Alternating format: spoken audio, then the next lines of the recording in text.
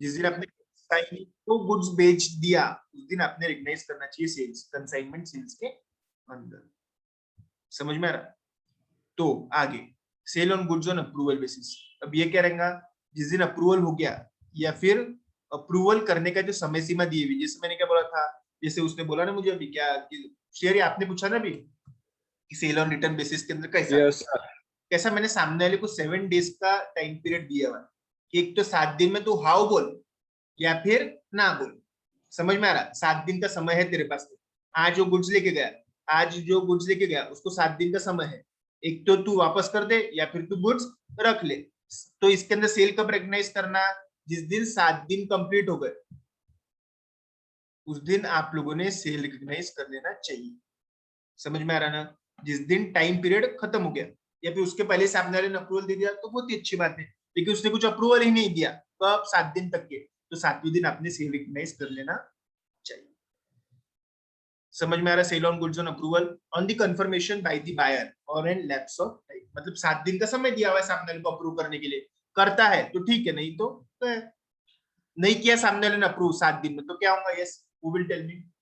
7 दिन हो गए, 7 दिन तक तो उसने मुझे अप्रूव ही नहीं करा कि सेल कर रहा है नहीं कर रहा, फिर क्या करेंगे बताओ आप? सेल बोलो। रिटर्न। हाँ सेल हो जाएगा।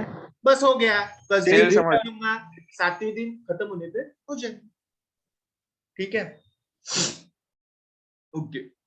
रेपो अरेंजमेंट्स क्या रहता? देखो, सेलर में agree to sell the goods and repurchase the same at a later date, this is effectively and financial.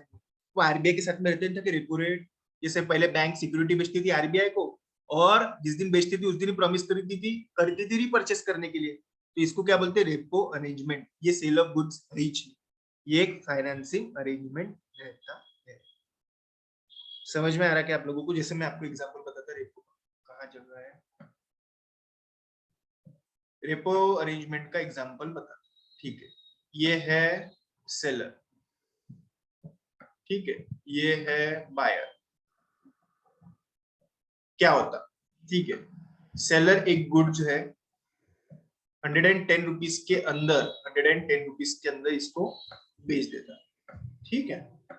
और ये सेम गुड, हाँ सिमिलर भी नहीं, सेम गुड सेलर इसको पहले बेच देता, मतलब किसको पैसे मिल गए बताओ तो, किसको पैसे मिल गए, यहाँ पे 110 रुपए आ गए, 110 रुपए सेलर के पास में आ गए। फिर बायर क्या करता, ये सेम गुड्स इसको 112 के अंदर बेच देता, सेम गुड्स इसको 112 के अंदर बेच देता। मतलब क्या हो गया, पहले 110 रुपए इसको मिले, बाद में इसने इसको इसको 112 रुपए दिए, मतलब 2 रुपए का यहाँ पे उसने ब्याज दिया।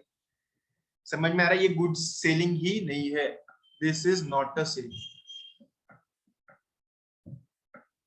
समझ में आ रहा है? ये सेल ही नहीं है, गेटिंग माय पॉइंट, ये सेल ही नहीं है, ये रेपो अरेंजमेंट बोला जाता है। इसको 110 रुपए की एक्चुअली मालूम है कि सेलर को 110 रुपए की जरूरत थी, उसके पास कुछ था नहीं, उसने कुछ तो भी कुछ यहाँ भेज दिए, पैसे आ गए तो उसने कुछ वापस ले लिए, साथ में उसको दे दिया ब्याज, 2 रुपए का यहाँ पे इंटरेस्ट कवरेज रहता है।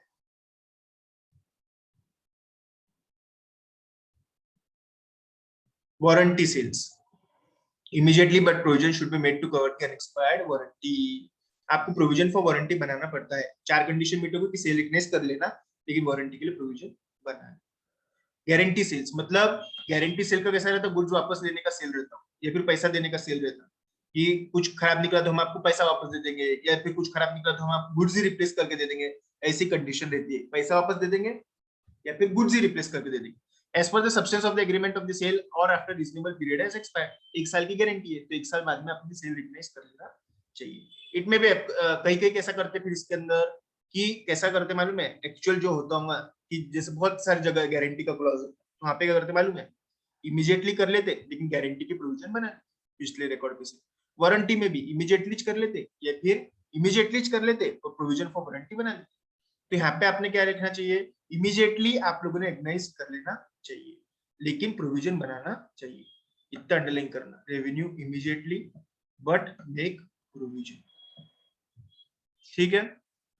इंस्टॉलमेंट सेल्स, इंस्टॉलमेंट के अंदर पैसा मिलता, sale price recognise on the date of sale लेकिन एक्सक्लूडिंग इंटरेस्ट। इंटरेस्ट मतलब फाइनेंस कॉस्ट आपको उसके रिकॉग्नाइज करना नहीं। कैसा है मैं बताता आपको, देखो इंस्टॉलमेंट सेल के अंदर कैसा रहता है। एक मिनट से, जैसे हम क्या करते हैं, हम लोग कार बेचते, काय के ऊपर, इंस्टॉलमेंट के ऊपर, कि कैसा रहता देखो। हाँ, एक कार है 11 लाख रुपए की, ठीक है। मैंने बोला मेरे पास अभी इतने पैसे नहीं है, तो उसने सामने वाले क्या बोला, बोले हम इंस्टॉलमेंट में भी देते। मैंने बोला कैसा रहेगा इंस्टॉलमेंट, बोले आपको 1-1 लाख की 12 इंस्टॉलमेंट देना पड़ेंगे, मतलब टोटल पेमेंट कितना करना पड़ेगा आपको, 12 लाख रुपए। मतलब क्या हो गया, 11 लाख की कार में ब्याज के साथ में 12 लाख के अंदर बेचना। तो मेरे को रेवेन्यू कितना का रिकग्नाइज करना चाहिए, 12 लाख का कि 11 लाख का, बोलो तो। यस कौन बोलेगा, 12 लाख का रेवेन्यू आपका कि 11 लाख का सेल करके, आपका सेल करके 11 लाख का ही रेवेन्यू रहने वाला है। सर फिर 1 लाख क्या है, 1 लाख रुपए का आपका फाइनेंस इनकम, एफ मतलब फाइनेंस इनकम, इंटरेस्ट इनकम, ठीक है। 1 लाख की फाइनेंस इनकम और सेल ऑफ गुड्स करके मिलते हैं 11 लाख। ओके,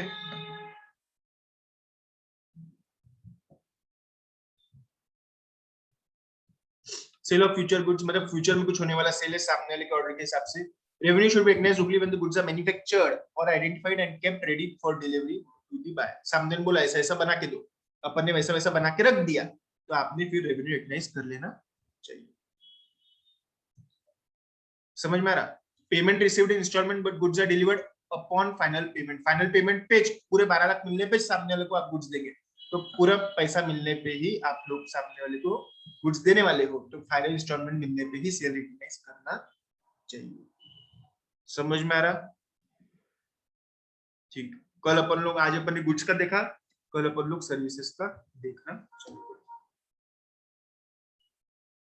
ठीक है, कल आप सर टेस्ट भी है। हाँ बोलो शुरू।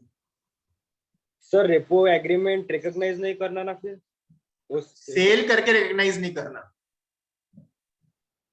हाँ, वो income from other source, interest जो भी मिलेगा उसमें आपको, अगर इंटरेस्ट जो भी मिलेगा ना हाँ आपको, वो अपने इंटरेस्ट को इनकम करके रिकॉग्नाइज कर लेना। हाँ यस ठीक है, वो रेपो का ही क्वेश्चन मैं आपको होमवर्क दे रहा, यही है वो।